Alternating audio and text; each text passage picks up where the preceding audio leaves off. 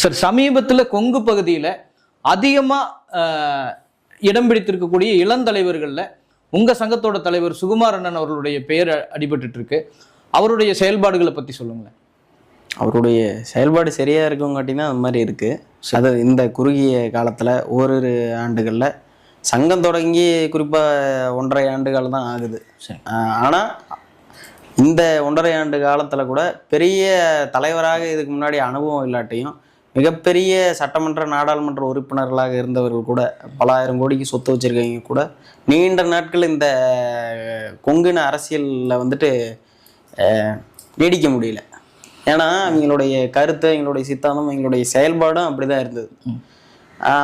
ஆனால் வந்துட்டு அவங்க ஒரு கிட்டத்தட்ட எப்படி சொல்லணும்னா சூரிய வம்சம் மாதிரியோ நாட்டாமை படம் மாதிரியோ அது மாதிரி தான் அந்த நாட்டாமையாகவே இருந்துட்டாங்க. அதனால் வந்துட்டு இளைஞர்கள் அவங்க மேலே பெரிய